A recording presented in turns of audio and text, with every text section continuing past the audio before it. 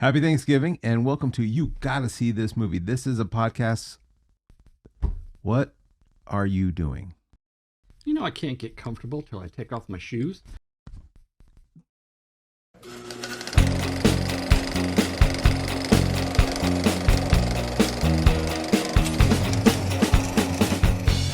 Welcome to You Gotta See This Movie. This is a podcast with two guys who love to talk about movies as well as talk about the deeper things that make these stories more than just a movie. I am Michael. And I'm Jim. And that's Jim. And it's Thanksgiving time. How you doing? I'm doing great. Doing good? Mm-hmm. You like this time of year? You like this month? It's a good month. I like Thanksgiving because it's like no strings attached. You just eat food. You don't have to buy presents. You and don't stuff. have to buy presents? No presents. Yeah. All right. So what is your favorite Thanksgiving food? Oh gosh, let's see. I like the green bean casserole with like the onions. I know everybody hates that. Yeah. I like that. No, the minute I was not forced to eat green beans, I'm out. Yeah. But it's got like the onion, the French onion crunchy things on top. Yeah. I like it. Mine was always the classic yams with marshmallows. That's good. That's a second. Oh, That's a close second. I love that. My wife's really good. She's got a really good recipe for that, and I love that. So, Yeah. Also, what kind of turkey guy are you? Are you Deep fry. You're a deep fried? Yep. Yeah. So am I. I've had turkey roasted. I've had turkey deep fried. And I've had turkey smoked. Smoked's okay, but yeah, deep fried's the way to go. Yeah. Did it once. Can't go back. Can't go back. Yeah. And it's fun. It is fun. It's fun. It's like an event. It is. You know, you got the deep fryer going. You got you got the fire and the danger and yeah. And that's what Thanksgiving is missing is an element of danger. Yeah. Element, everyone's all like calm and serene, but throw some deep fried turkey in there. It's like keeps you on your toes. Do you ever throw anything like afterwards? Like, you got that big pot of oil. I know you have. I know you do, and I've always wanted to, but yeah. I mean, what's some examples? What do you do? Do like potatoes? You can do like French fries or like slice. Like do your own French fries. You can do that. Oh man, maybe I should do that. I gotta get like a basket for it, but we tried to like batter stuff, like do deep fried pickles. You do like a batter and a pickle, but it never really sticks real good. I deep fried a dog biscuit. Did your dog like it? No. That'd be like a special Thanksgiving treat. The dog would be like, "Oh, it's Thanksgiving, deep fried dog biscuits." Yeah, that's funny. After that, we didn't deep fry anything beyond the biscuit. Right. That's gonna be the last one. We were done. Yeah. All right. Yeah. No. This week I'm definitely gonna try doing some fries. That'd be a good idea. Yeah. We'll do that. I'll let you know how that goes. All right. Well, let's jump into the film and the movies. And again, this is a podcast about movies. So if that is the thing that you like, and if you're into that sort of thing, please subscribe and give us a like. That helps us out. So. Jim, what is the movie that you gotta see? You've got to see Planes, Trains, and Automobiles. Yeah. John Hughes classic, 1987. Is it a classic? Sure it is. This is my life. Yeah. All right. Synopsis of the film. A Chicago advertising man must struggle to travel home from New York for Thanksgiving with a lovable oaf of a shower curtain ring salesman as his only companion. Yeah. So there's a lot there to unpack. First thing is Thanksgiving movies. Not a lot. No, and then when you mentioned that this was a Thanksgiving movie, and I've only seen it a couple times, oh yeah, cool. I've got a Thanksgiving movie now. Yeah, this is my yearly Thanksgiving movie.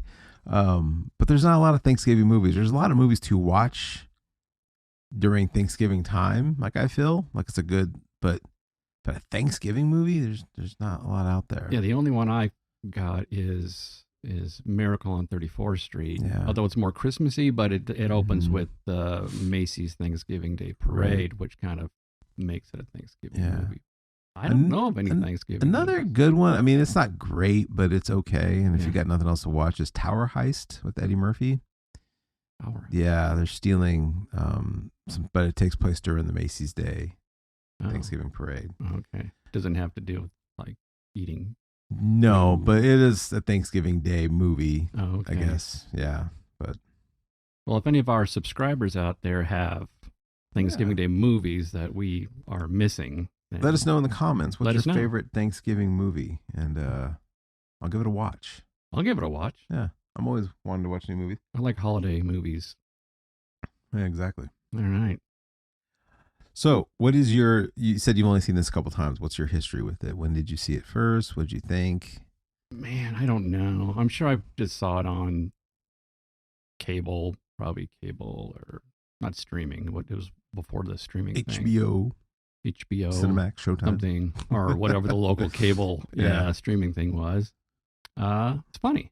Yeah. Yeah. It didn't become like a major, watch it all the time. Funny. Mm-hmm. But it's funny. Yeah. Yeah. Good. And it's John Hughes, which he was the king of not king of comedies. That's not the right word. Just the king of comedy movies, I guess, in the 80s, right? I mean, yeah, he's an interesting guy because he's that voice of that generation because he did a lot of like teen comedies like 16 Candles, Weird Science, Breakfast Club.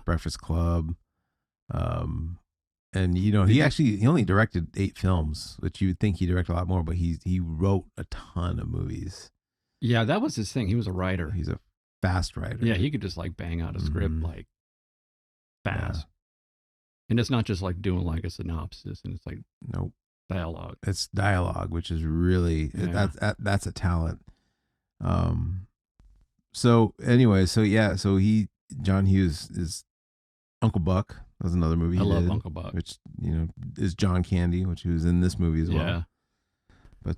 But so what would be your favorite John Hughes film? What's your number one? Number one that he directed, not wrote. Wait, did he direct Ferris Bueller? Yeah, he directed Ferris Bueller. Oh, okay, that might be number one. Okay. Yeah.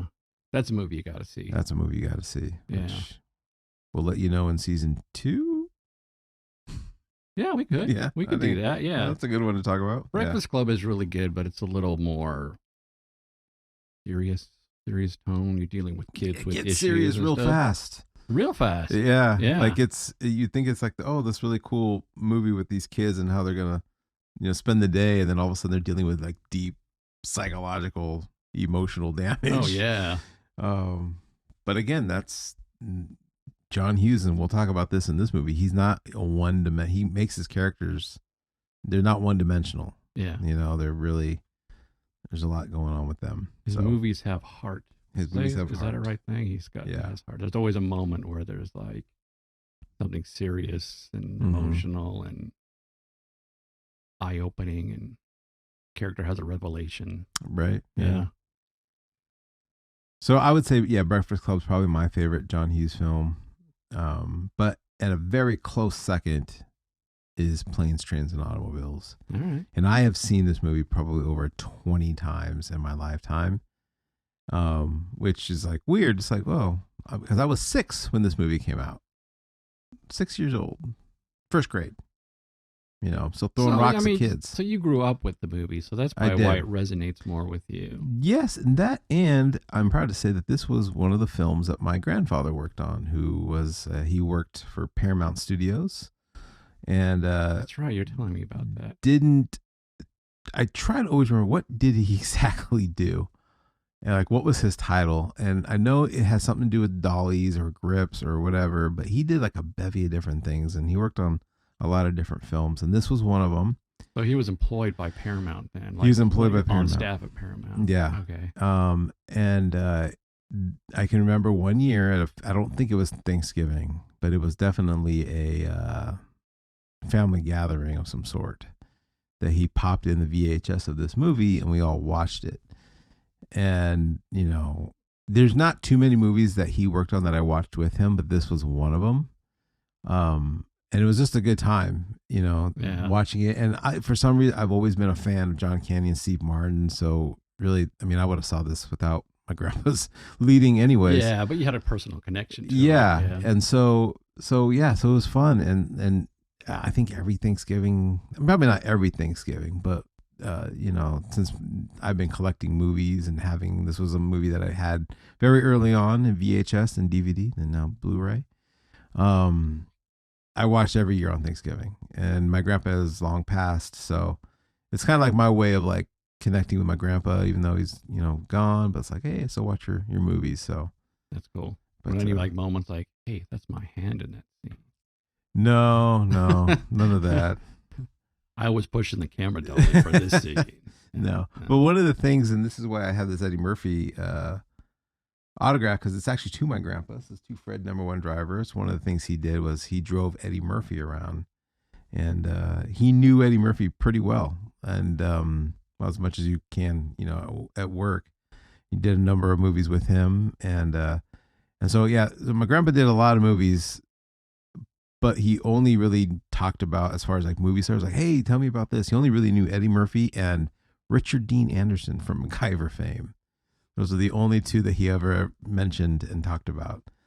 And that's pretty cool. Have autographs from him as well, and pictures with MacGyver. I didn't get anything with Eddie Murphy, but definitely MacGyver. MacGyver. But yeah, no, it was cool. I mean, part of my love for movies is from my grandfather, and again, going to the prop shop and running around with my cousins, and learning that fake glass can cut you if you're not careful.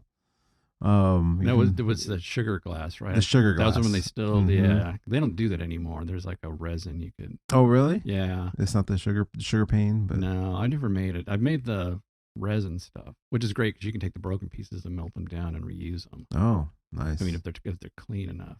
Yeah. Yeah, and that's always fun for doing breakaways and stuff. But did you lick the sugar glass? No. No, you won it. You won it. No. I would have. You would have? I would have. Yeah. Have you? Does it taste like sugar? I've never had it. I think when I got into doing that stuff, it was kind of being phased out. Yeah. I can't remember. I don't know if I knew that it was sugar when I was messing around with it. I think that came later. Maybe had I known, I would have maybe tried a little bit if I knew it was like fresh and clean. Because I remember seeing like videos of like people at studios, and and they have like a glass and they like eat it. They like take a little bite and like, oh wow, so it did taste like sugar. That's crazy. It was, I mean, it's sugar. Yeah, I know. Yeah, but it's just that's crazy. Yeah, I guess it's really hard to do though, to try to keep it clear and yeah. And you can always tell like a fake window, like when they're smashing through a window, because it's really thick. Because you can't make it thin because it's way too brittle. But like it's always like super thick. I just got done watching the Halloween movie, and there's a scene in there where his hand breaks a window, and it looks totally different. It doesn't look right. Yeah. And it's like, oh yeah, that's because of the sugar. They didn't do it right. Yeah. All right, well, let's get into this film. And what are your thoughts? What any opening scene? Anything in the opening scene stand out to you? Okay, so right off the bat, and you probably know more about this than me because you've seen it 20 times. Because I think this is only like the third time I've actually ever watched this. Dude, then the trivia is going to be amazing. Yeah. So okay, Kevin Bacon. Yeah. I'm like, hey, Kevin Bacon's in this movie. I don't remember that. Hey, he's a big name, big credit. He doesn't say anything.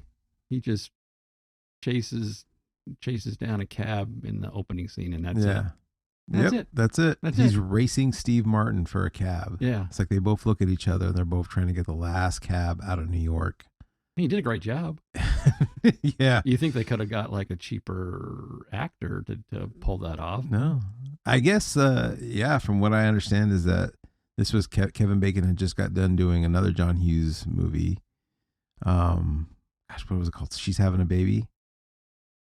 Did I say that right? I think I did. She's having, I remember that. Yeah. Ish. And, so he's part of the John Hughes family, and he just said, hey, whatever you're doing next, big or small, put me in.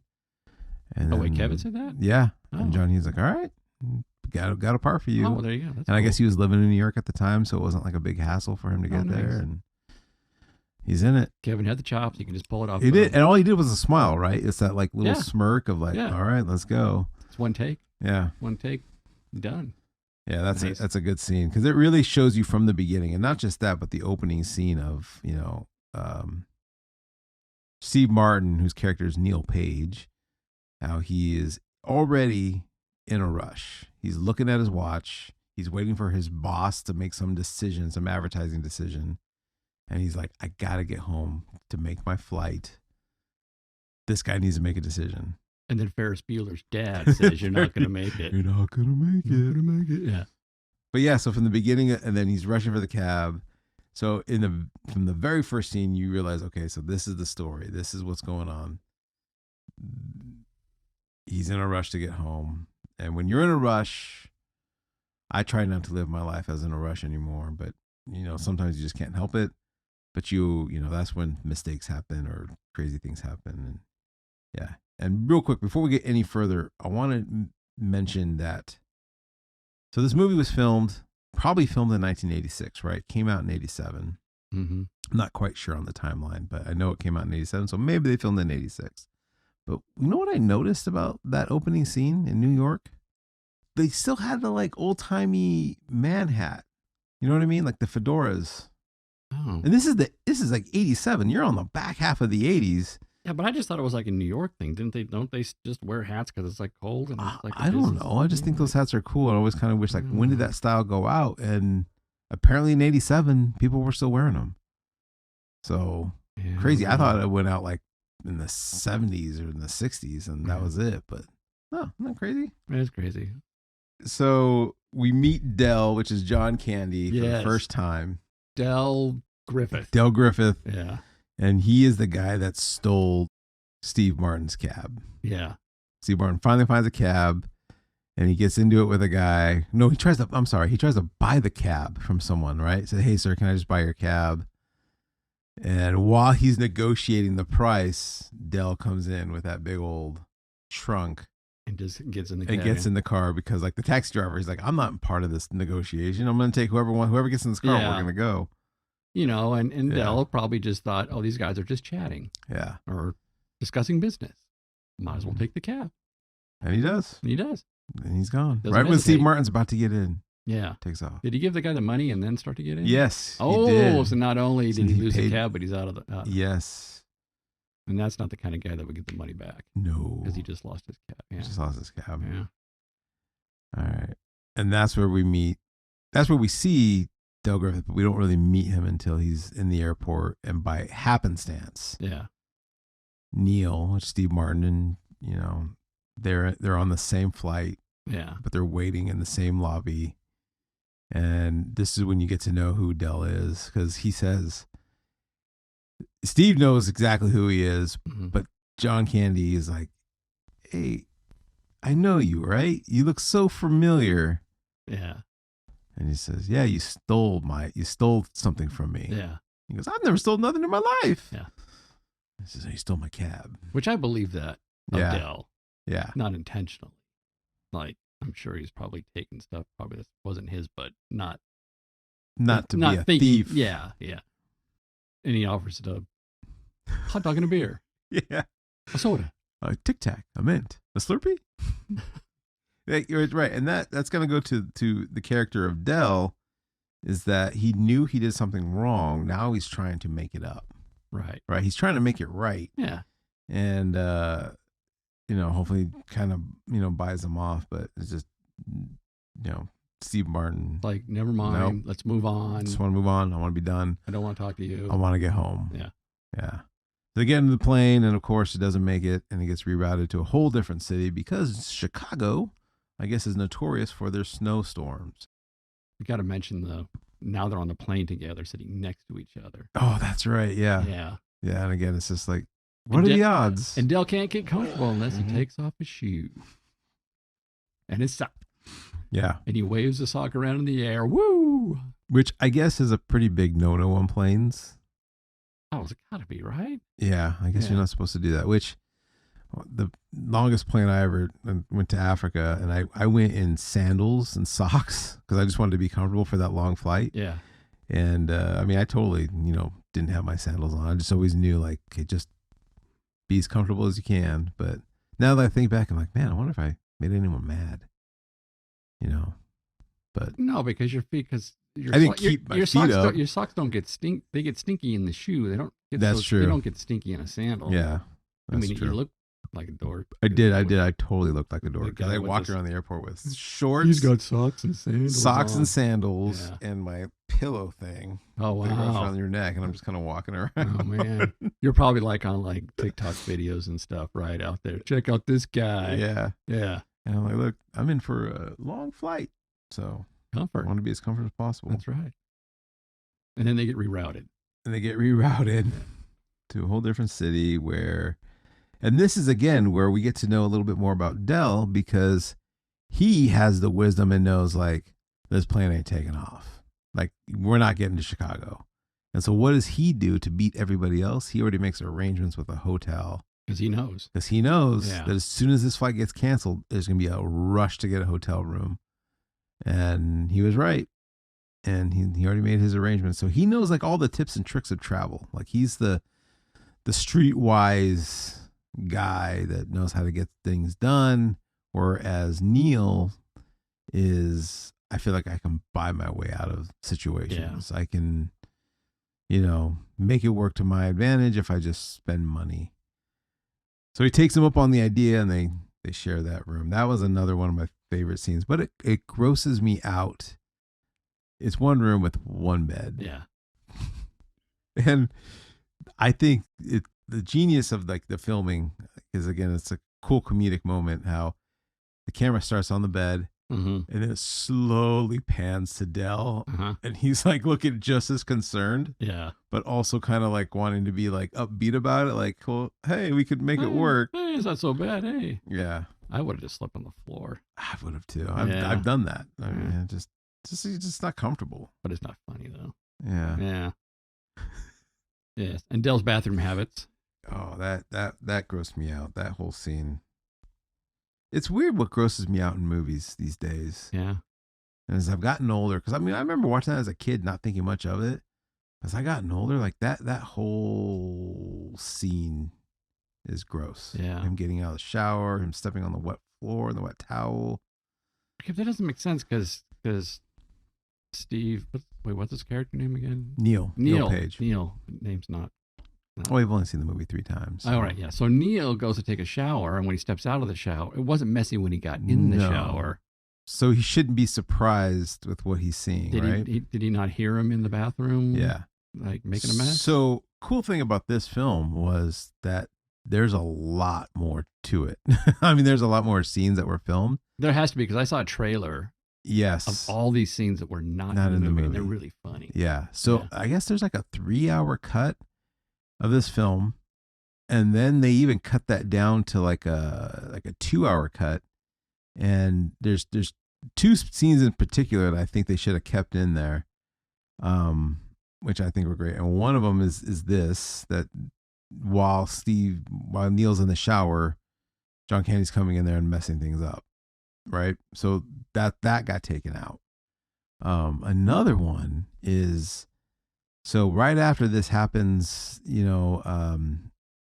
they go to bed, they wake up the next morning, but while they're asleep, they get robbed, right? You saw that. Yeah. So another big part of it was, and again, also like he mentions like, hey man, sorry about the beer that exploded and that you're sleeping in a puddle of beer. Yeah. All that was filmed. And so what it is the scene that we're missing is that Dell orders a pizza with beer and all this kind of stuff. It comes in, but the pizza boy, he asks for a tip, and Dell just gives him $1. But while he's giving him $1, the pizza boy sees like stacks of cash in his wallet. So actually the kid that robs him is the pizza boy. He comes back later that night. Oh, okay. And totally robs them. So, that it makes more sense as to why, like, okay, so does this hotel just have like robbers that come by? Like, how did this robber know to rob these people? I mean, I believed it. It was kind of a seedy. Yeah, hotel. It definitely was a seedy hotel. Okay, yeah. But that makes more sense as to like, okay, so they knew that this room with these specific guys had wallets of cash. Yeah. And then they get wiped out. Yeah. He puts the money under his hat. Why do you put it? Who puts it under his hat? Yeah, you're right. He does. Like he counts it and immediately just says, I don't know if it was. Oh, man, I don't want to. Is it just a way of like showing he's putting it in his pocket because it would look weird. Yeah, it I could don't be, know. or it could be like if he did get caught, Oh, I bet it's if you get it could just be caught. like, I didn't take anything. He showed the pockets. Yeah, I bet that's like a Yeah, because that's what everyone checks. Yeah. Like, oh, I don't have nothing. Who knows? Maybe we have some like professional thieves that watch our show and they'd be like, dude. Yeah, if you're a professional thief, let us know in the comments why you would put money under your hat. It's probably so like if they catch you on the way out, like, what, dude? And then you would think, oh, okay, and they let you go. Yeah. Right? Yeah. Like, I've got nothing. So what's really cool about this scene too is that obviously, from the poster, from the trailer, that you're dealing with an odd couple situation, right? And usually in those movies, like, you got two people, two different parts of ways of life, two people doing things differently, that you think like the whole movie's going to boil up to a moment where they just have it out. But in this movie, they have it out in the very beginning. Oh, yeah. Because it's like that John Hughes, every John Hughes movie, they have like this moment of like, seriousness and music and it's drama and somebody's kind of breaking down. And it like happens like within like the first 30 minutes of the film. Yeah. Right? Which I thought was really weird. So Neil just lays into him because he's making all those like weird, like those sounds like, which I'm totally guilty of. But so when he's making those sounds, like I get it. He's got like an itchy throat, and I do that all the time. And like sometimes I do it in the middle of the night, and like it terrifies my wife. But so I get it. Yeah. But that was enough to send him over Neil over the edge, and just starts laying into him like the type of person he is. And it's like, not everything needs to be a little anecdote. You're not funny. When you're telling all these stories, can't you tell that I'm reading the back of the bag? I'm just trying to avoid you. And just, But then in that moment, you realize like, oh, like you sympathize with him, but you also feel bad for Dell. Oh, Dell's like, he's hurt. Yeah. He's like starting to tear up, and it's just like, So when you're watching this movie, who do you sympathize for? Like, whose side are you on? Are you on Steve Martin's or are you on Dell's? I can understand. Yeah. Neil. Yeah, Neil. Neil. I can understand why he's mad, but it's not like Dell's being mean about it or a jerk. Yeah. He's just a slob. That's exactly it. Like, you can totally sympathize and understand, oh yeah, Dell, I understand why you just laid into this guy. But then you're like, oh, but I also understand that you went too far. Yeah, it was one of those guys that you can't be too mad at him. Like, you probably got enough pizza for the both of them. You probably got 2 beers. Yeah. Right? You probably got enough candy. But he put it on the bed that was shaking, so of course it's going to shake the beers. Yeah. Yeah. And he left him a towel. He did. He Yeah. Didn't consider the size of the towel, but he did leave him a towel. Yeah. So again, I think it just goes. And he warned him about the socks in the sink. Oh, hey, you might want to take my. Oh, that scene. Yeah, because he's wiping water on his face, and he realizes sink water with his socks in it. That grosses me out. Start dry heaving. Yeah. But again, that just goes to why this movie is so good, and you got to see it. Is because again, you can be a person watching this movie and understand both of them. You feel his frustration and you feel his heartbreak, and again, just it's great writing and good movie. So the other thing I want to talk about, which is really cool, is like that very next morning when they realized that they were robbed. Yeah. And they're getting a ride back to the airport. Dylan Baker, funny actor, he comes in with his very small role, and he's again just owning the role by making all these weird sounds like sinuses and what does he say about his wife? His wife is too lazy. Yeah, it calls her lazy and asks her to get the bags. And she's. But what was a cool thing about this scene is that I guess they filmed this moment of that character meeting Neil about 20 times and it just wasn't coming out. And so finally John says, hey, look, spit your tobacco, but then wipe your mouth with your hand and then shake Steve Martin's hand. He goes, that's the reaction I want. And he did it, And sure enough, if you watch it, it's very subtle. Watch, because it's like from the corner of the screen. Watch Steve Martin's reaction to like being gross. And I guess as soon as that happened, he went and washed his hands and was grossed out. I'm surprised he didn't like, hold on, I'm not doing this. But that was the scene they used. So, or that was the take. Yeah. But it is pretty funny. But I guess like everyone's just busting up after that, watching his reaction. And then they had to ride in the back. Right in the back with the dog. Pickup, with the dog. Yeah. So now they're on their way to the train, right? Yeah. Yeah. They so they did the planes. Now they're on the train. And again, just going back to the dynamic of the characters, they got robbed, but they have credit cards. And Steve Martin has some good credit cards. Dell doesn't. He's got, I think it was like a credit card to some fashion store on the East Coast that only works there. With the big and tall. Big and tall, yeah. And so Steve Martin buys the tickets. Neil buys the tickets and says, "Oh, bummer, I couldn't get tickets that were sitting next to each other. So here's your ticket." And they're parting ways. But like Dell is so bent, like, "Hey, okay, well, give me your address. I want to send you money for the tickets. I want to make this right." And Neil is just like, "Nope, it's a gift. It's a gift. You're good." And again, we can look at that and think, "Oh, look how sweet that character is. He's giving him a gift, paying for his ticket." No, he's not. He doesn't want to give him his address. He wants to be done with him. Done. Yeah. He's like, "I want you out of my life. You're worth paying for this ticket to never see you again." Basically is what he's saying. And then the train breaks down. Then the train breaks down. And I can't remember as to why the train breaks down. I don't know. There was just smoke billowing out of the. So you know what's interesting about that train? What? I guess the train, where they filmed the actual train where it stopped, it's still there. Well, maybe it's still there up until 5 years ago. But I was reading an article about this, that it was a train that had just been there. They painted it so they can film their scenes, but it's just an abandoned train. Oh, dang. Yeah. And for years, I mean, I don't know if it's still there today, but I think the article I read was 5 or 6 years ago, that train's still there. Cha-ching for production. They didn't have to. Yeah. Yeah. Wow. Yeah, they did it. Huh. Oh.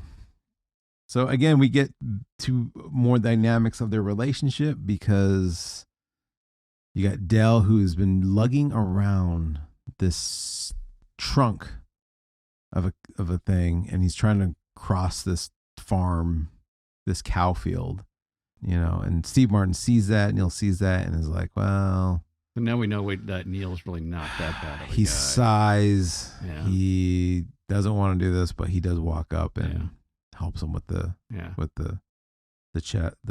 thing to get to the next. Now they're on a bus, and that's the Automobiles. Yeah.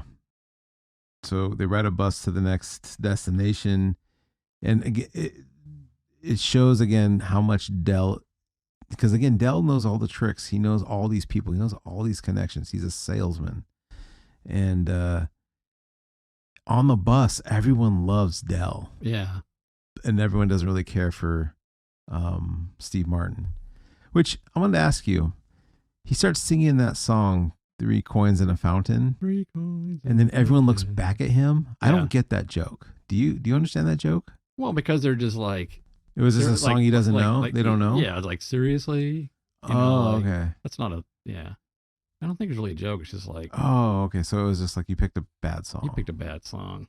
Like, nobody sings that stuff. Yeah. I always thought there was more to that. No. Like, who is this guy? Yeah. Yeah. But Dell picks the perfect song. Flintstones. Yeah. And they're in St. Louis now, right? I think so, yeah. Yeah. All right. And then, they don't have any money. And so what's really funny is when Dell figures out a way to make money by selling his shower curtain rings. Because he's a shower curtain ring salesman. Yeah. Right. Which I think is hilarious. Like, is that a thing? Like, do you think there are actually people out there that sell shower curtain rings? No. I mean, they probably sell like the curtains and the rings and maybe the soaps maybe not the soaps. I mean, you're a hotel guy and you're looking for shower curtains. Are you really going to care what the rings look like? No. But it's funny, like this is like the most mundane. Like you could be a salesman. Well, what are you gonna sell? Shower curtain rings. But the comedy works when they need money and he's selling them as earrings. Yeah. And he's got different styles. And so do you think John Hughes like had that in mind when he started writing the script? Oh, he's going to be a shower curtain ring salesman. Oh yeah, it would be funny because he goes and he has to sell them. I think so. What's funny about that is that later on there's other scenes and you see women with those rings. Oh, beyond that scene? Yeah, beyond that. Oh, so really? You, okay. So you can tell like, oh, he does it again and again and again. Yeah. But or maybe that's just his, maybe he's done it before on all of his trips. He sees an opportunity and he pulls them out. And, yeah. Yeah. That's good. I bought these from you last year. These are great. These are great. I love them. They don't break. They're so sturdy. Yeah. That's good. Well, I have to talk about it is my favorite scene in the movie. It wasn't my favorite scene as a kid, but now I'm an adult. It's my favorite scene. And again, it's not the most family friendly scene. And it's the one and only reason why they made this movie to an R-rated movie. But yeah, so Neil and they kind of, for the moment, they go their separate ways. They're going to rent a car, and that's how they're going to get home. They're going to drive the rest of the way, and Neil goes to get his car. He goes to get his car. He rents his car, goes through all the stuff. They say, okay, here's where your car's at. He looks on the ground. There's skid marks, and the car's gone. The car's gone. Yeah. The car that was supposed to be his, that he has keys for, mm-hmm. was stolen and not there. Yeah. And so he has to walk all the way back to the airport. And I love that. Like he's just, he goes across the tarmac. He has to go across under a bridge. He's getting dirty. And you can just tell like he is done. And he has this moment where he just loses it. Well, you know what adds to it is like the lady at the counter. There's a line of people there. And she's having a happy little conversation with their sister about the Thanksgiving and the yams and the rolls and everything. It's just like, yeah. I mean, that would kind of get me fuming. Like, you're just kind of waiting on her. You're waiting. Yeah. She doesn't care. There's a whole line of people that probably aren't very happy, No. Yeah. And then he explodes. He just explodes it. And he goes on the F word tirade. And he says it 19 times. That was too much.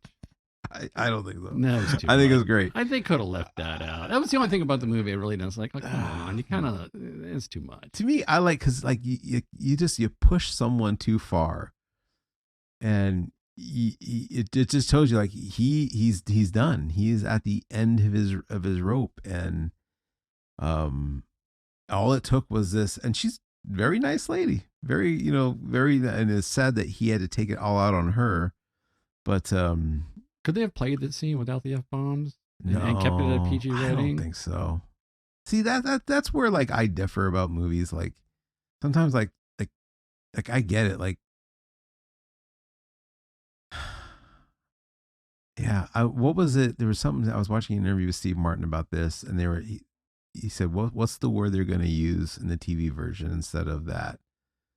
Oh yeah. So I wonder what they did. I can't remember what he says. Oh, it's going to be this word and this word. And again, like that's more silly and funny, but I don't know. Stinking. Wipe that stinking smile off your face and give me face. the stinking card. Right, stinking now. Yeah, right, stinking. Yeah. And so he has no car. Okay, my favorite scene.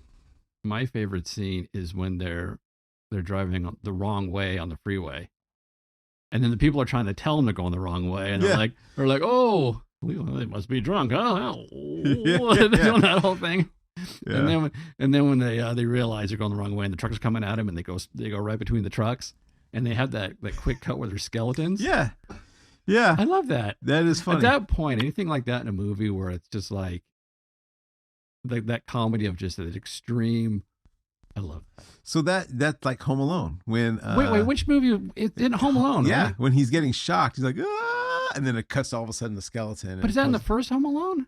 Because I don't remember it in the first one, right? Is it in the second one? It's the second one. Yeah, because I don't remember the first one. Yeah, it's the second one. Because the first time I saw it, because I haven't seen the second one much, but it just that cracks me up. Yeah. That is a good scene. And that scene where, like, you're going the wrong way. And like Steve Martin's like, wait, what? And like logically, John Candy's like, well, yeah, these bozos, how do they know where we're going? They can't tell us we're going the wrong way. Yeah. And Steve was like, you're right. Yeah, they don't know where we're going. Yeah. Well, wasn't it before that when he gets his hands caught and when he's trying to take off the jacket? Yeah. That's good. Yeah. Well, they're spinning around. Yeah. Well, that's what leads them to go the wrong way. Spun around. Yeah. Yeah. And like, because Steve Martin's asleep and he wakes up and goes, what happened? He goes, oh, nothing. We're good. We're good. We're just going to go. And then that's when they start heading down the wrong way. So a couple things on that. Did you notice the car? The car they were driving? Yeah. It was like a green Chrysler. It resembled another car from the John Hughes world. It looked like the vacation car. Yes. Yeah. It was like a Chrysler Baron. It was a different car, but they did make it look like wood paneling, the wood paneling and the green. All right. Yeah. Oh, that's right. That was John Hughes. Yeah. John Hughes wrote Vacation. Oh, okay. And then it catches on fire. So that was the only scene that was filmed in California. Was the wrong way scene. Oh. Everything else was filmed back or in the Midwest. And this was the scene that my grandpa worked on. Oh, really? Yeah. So it all took place on Highway 14 up there in Santa Clarita, Lancaster area. Okay. Yeah. Oh. The indoor car scenes, I don't think were there. I think that was filmed on a stage. Yeah. But the actual stunt and all right. So he went out on location and helped get things. And the actual stunt, and then actually them on the road was filmed out there. And it must have been like a grip, like a, I don't call it a grip or he handles the equipment. Like, I remember it was. Does he have credits like an IMDb? Is his name in there? Well, there's a lot of Fred Joneses. Oh, so I've tried to look it up. I remember as a kid asking him one time, like, "Hey, is your name ever in the credits?" He said there was one. There was, like, I think now that I think back at it, I think he was like worked for a company that was a subcontractor for Paramount. So he could get on the lot. Like we went on the lot. Like, when I did tours with him, everyone knew him. Like, oh, hey Fred, but who would know? Who would know? Family would know what he did. And I've asked my dad. I've asked my uncle. They just said he worked in the movies, and he did like these dolly rigs thing. We gotta find out what he did. Yeah, there's got to be someone that worked with him in Paramount. Yeah, I would remember Fred Jones. But didn't you say you got like a slide, like a as a kid you got like a playground slide or something from him? I thought you remember telling me that. Yeah. So we got a lot of cool, like leftover stuff from movies, and my playground slide is from the movie Scrooge.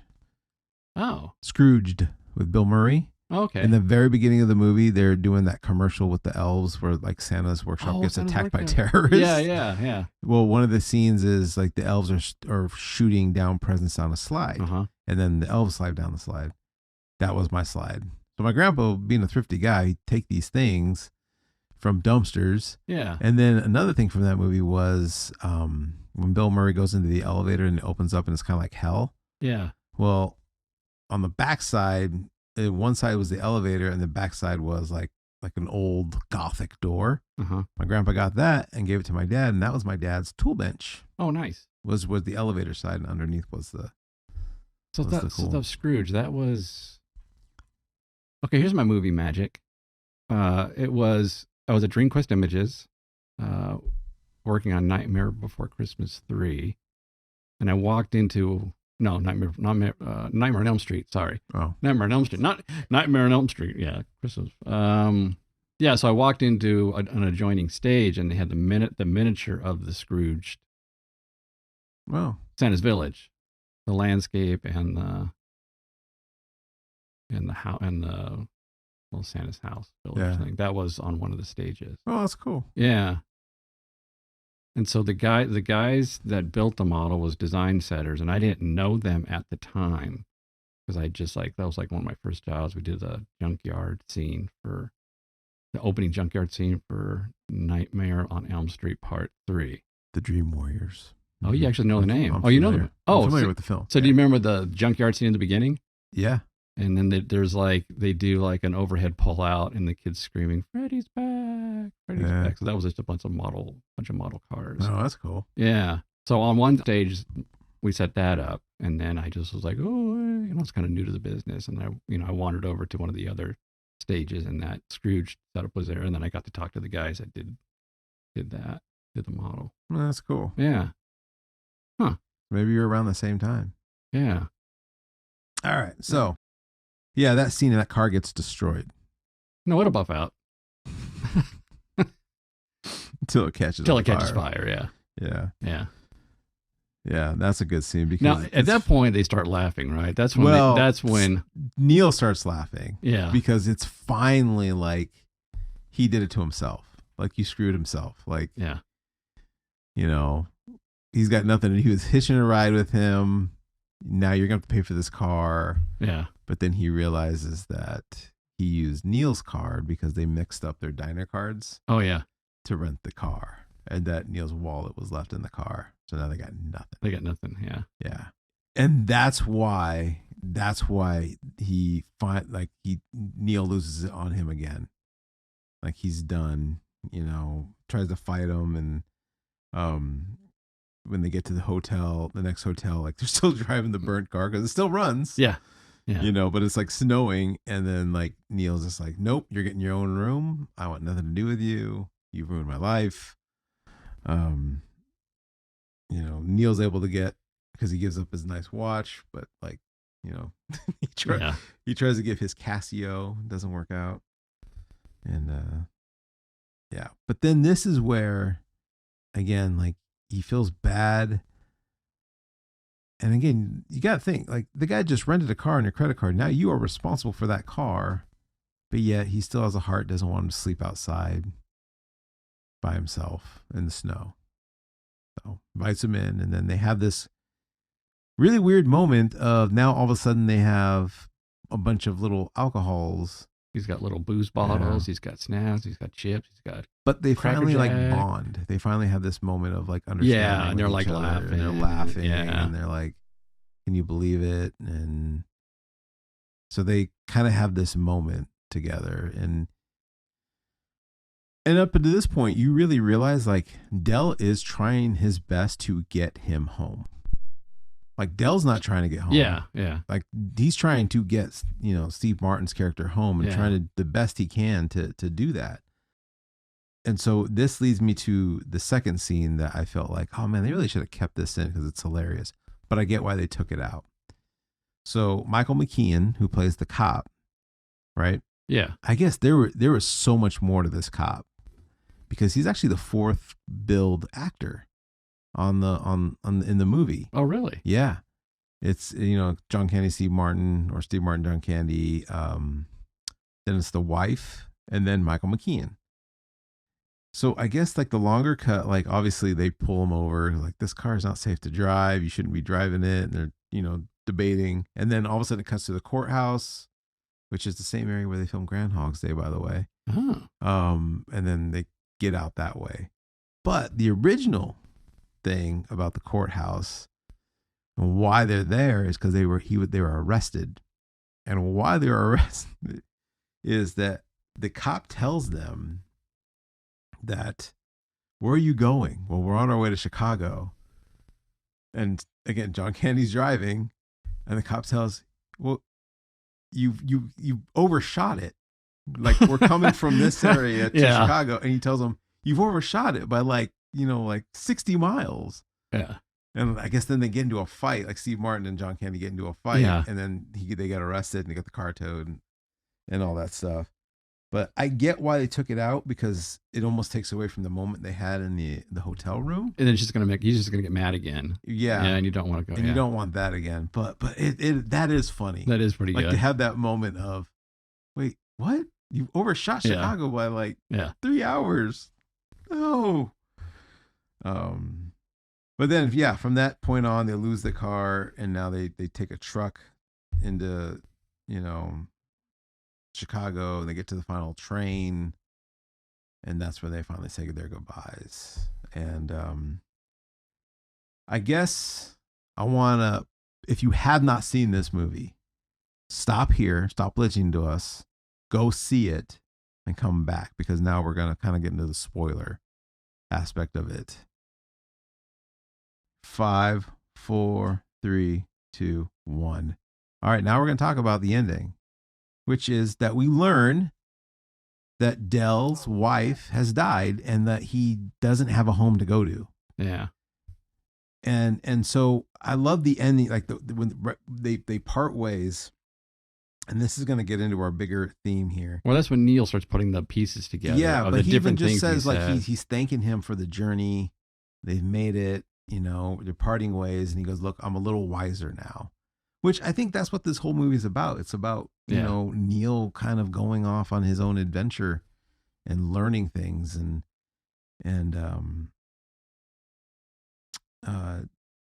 you know, he just has that moment, and then he's going home, and he realizes, wait a minute, some things are not adding up.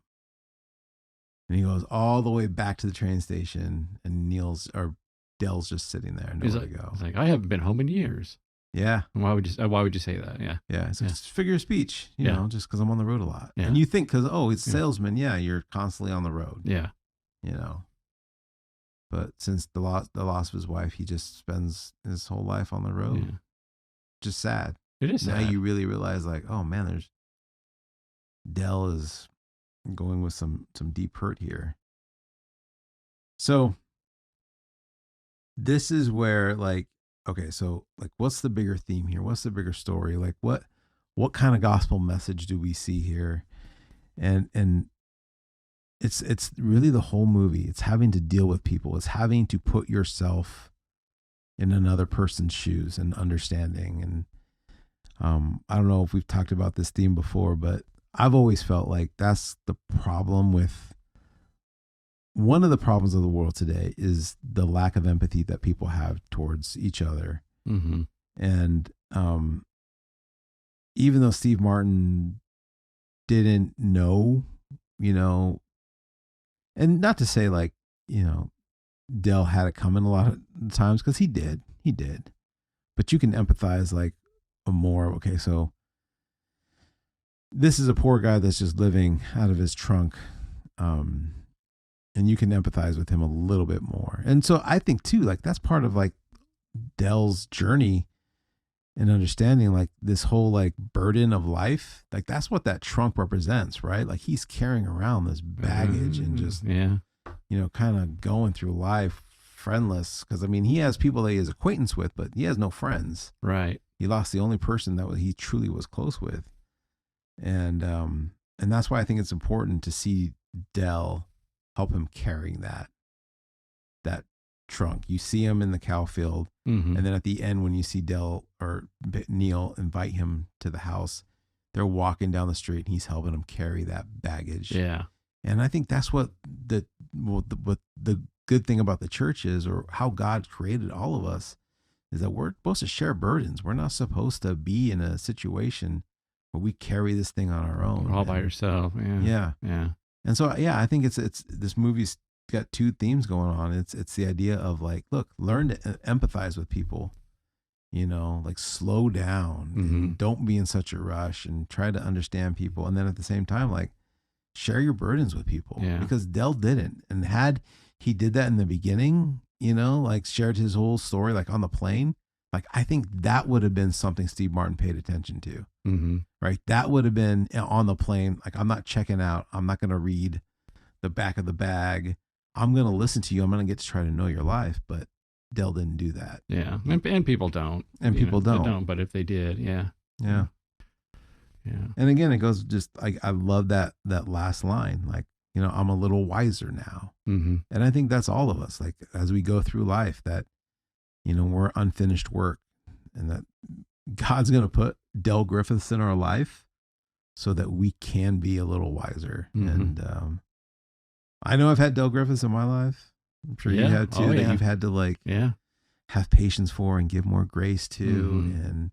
And again, it's not always us giving the grace. It's God putting us in a position. Well, you learn about yourself too. And you have those moments like, oh man, I was a jerk. I should have said that. So you grow and learn and become wiser. And you become wiser. Mm-hmm. So he takes him home and he makes it back to the house. Mm-hmm. Introduces his family. Yeah. Freeze frame on John Candy. Mm-hmm. That's it. That's the end of the movie. And it works. It's a good ending. I don't know how else you could have ended it any better. And he smiles. Yeah, he smiles. Yeah. He's in a house. Yeah. He hasn't been in the house the whole, who knows how long. It has been since the last time Dell has actually been in a home. Yeah. So, yeah. We like it. Everywhere you go. Away. Take a peek. Yeah. Yeah. All right. I thought that was kind of a weird song. I mean, it works, but I guess. It's very 80s. Very 80s, very John Hughes. Yeah. Yeah. He always has that song. Freeze frame. Yeah. Like Breakfast Club. Yeah. Maybe that's more iconic song, but. Yeah. The freeze frame. What's the Ferris Bueller one? I don't know. That was I don't know. No, that movie ends with the principal. Well, that's like the closing funny, but what's like the moment? There was a Cameron. It was when Cameron has a moment after he's wrecked his dad's car, and he's like, "No, I'm gonna stand up to my dad. I'm gonna stand up to him. Yeah, I'm a different guy now. Yeah. I'm a different son." I don't remember what the song was though. I bet that dad still tore into him though. Probably Cameron. He moved out after that. He's like, yeah. Anyways, all right. Well, let's do this. Let's get into this battle. I'm excited. I've seen this probably over 20 times versus 3. And let's see how this plays out. Thanksgiving battle for the ages. All right. Sound guy Joel, do you have questions for us? Is 3 coins in the fountain one of the questions? 3 coins in the fountain is not one of the questions, okay. No. All right. I will say the one question of the 8 that I ended up having that got answered was what brand of watch did Dell try to barter a ring for? I almost didn't answer that because I thought that was going to be a question. And it was Casio. It was Casio. But the other ones, I still got them. So right. There's a couple hard ones. There's some easy ones. Yeah. Do this. We'll see. Okay, so who won last time? It was It was Young Frankenstein. Young Frankenstein. I think you won. I think I won. Yeah. All right. Yeah. Does that mean you go first? I think. What does that mean? I think you get to choose if you want to go first or not. Choose wisely. Oh, I get to choose? Yeah. Do you want to go first? You want me to go first? I want to go first. All right. Okay. And I can steal, right? Yeah, you can steal. All right, here we go. That's fine. Okay, so first question. Neil can't manage to get a cab. What does he end up taking to the airport instead?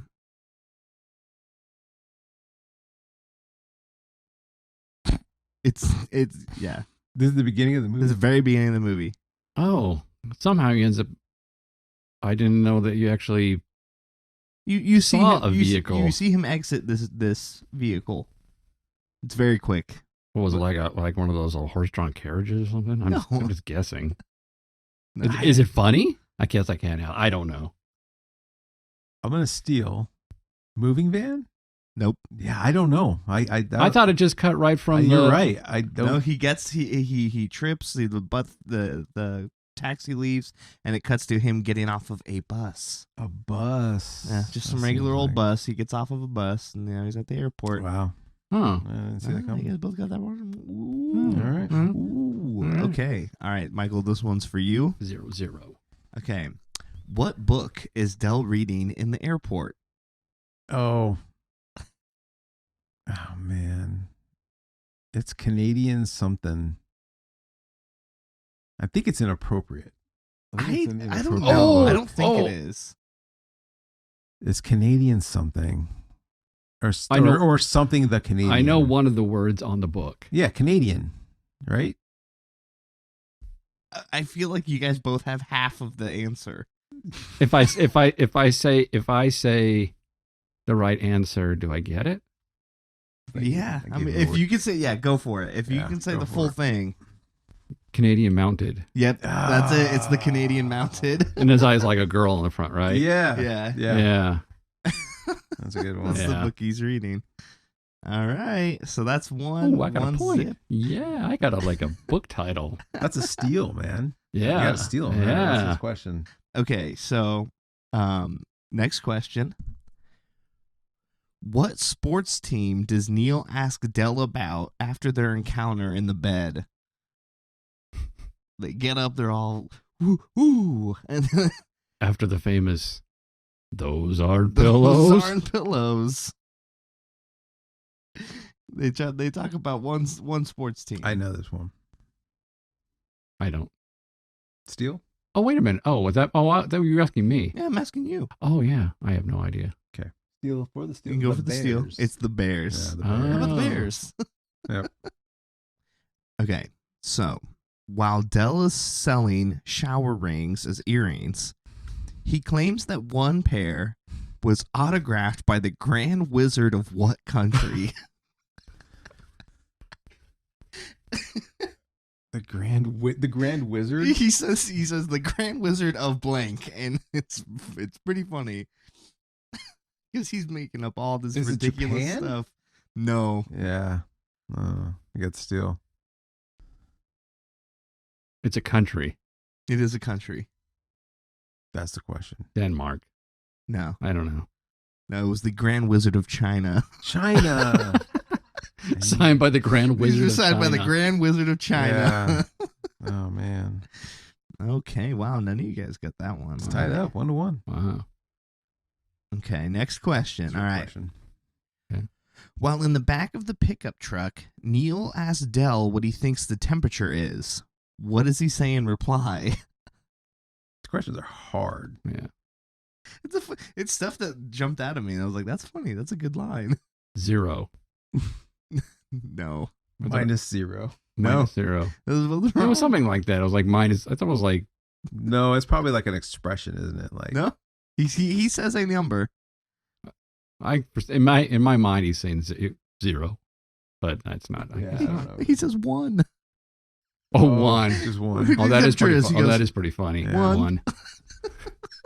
That's good. Just one. It's 1. Wow. Okay. All right, we're getting there. I think I got. Let's see. I got 2 questions left. Okay, you ready? Mm-hmm. All right. At what point in his journey does Neil lose his hat?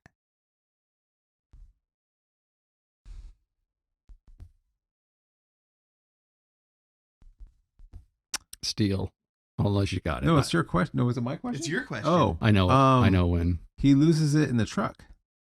Which truck? The first truck. No, that's not it. Oh, When he's going back to the car rental place, he falls down the hill. oh he does have the the hat, there. and then the truck runs over. That's when he loses Yeah, the hat. He truck has it runs all over the it. way up You're until right. the rental place, and Yeah. he loses it. Okay, there. so yeah, he rolls down the hill. He's messed up. He's Yeah. dirty. But in the at very end of the scene, when they're walking up to the house carrying the trunk, he's like, he looks brand new. I mean, he's got his Clean. coat. Yeah, his it's coat's comedy. Coat's He clean. cleaned up on the train or Yeah. something. That's fine. I mean, when they do the skeleton thing in the car, then you can pretty much Yeah. do anything, and that's fine. I just thought it was funny. They're walking up, and his trench coat is like perfectly like, yeah. Dang it. All right, you're up. Your question. All right. This is the last question? This is the last question. Ooh. Wait, and this one's for you, right? Yeah. So either Yeah. you're going to get it or I can steal it and we tie. All right. So Dell and Neil get a ride in the back of a semi truck after their car's impounded. Oh no. What is that truck hauling?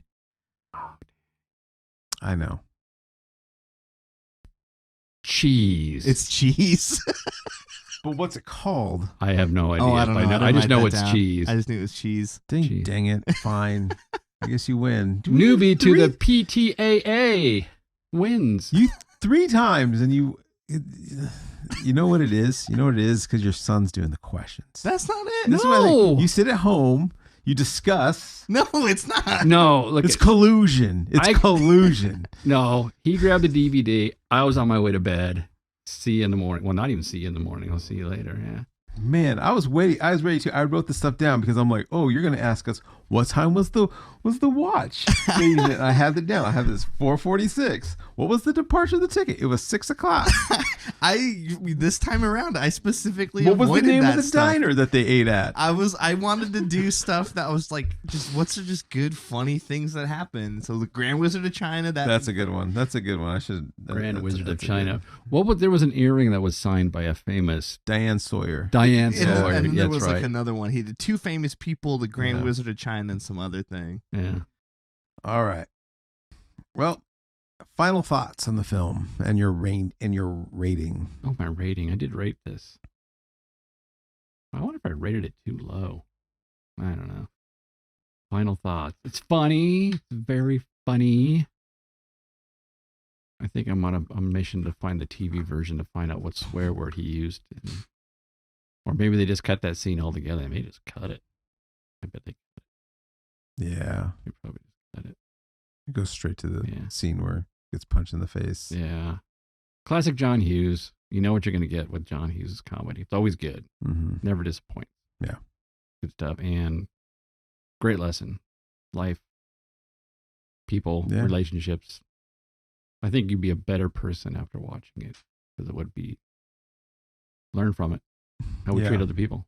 Yeah, I agree. Mm-hmm.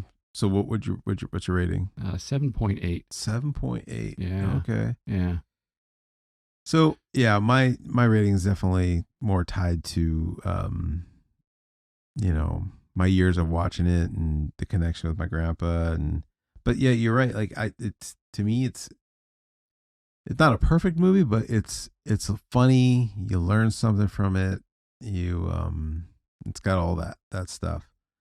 So for me, I give it an 8.8, and that only because like it is a movie that I watch every year, and I look forward to watching it every year, and I still laugh with it. Mm-hmm. Still find stuff funny. So And our ratings are it's a personal rating. Personal It's- rating, Yeah, it's yeah. not like a professional. no. It's a personal rating. No. Yeah. That's good. yeah. Yeah. So, all right.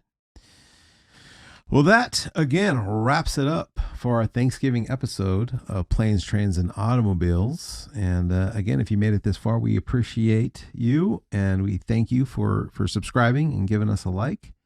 And we hope that you all have a great Thanksgiving and that you enjoy your yams and green bean nastiness, and that you try something fried. Deep fried turkey. Deep fried turkey. Yeah. I mean, yeah, live life dangerously and deep fry turkey. Yeah. If you haven't deep fried a turkey, You gotta do it. You just gotta do it. Gotta do it. Danger. Oh. Thanksgiving and danger. All right. All right, thank you. Happy Thanksgiving. Happy Thanksgiving.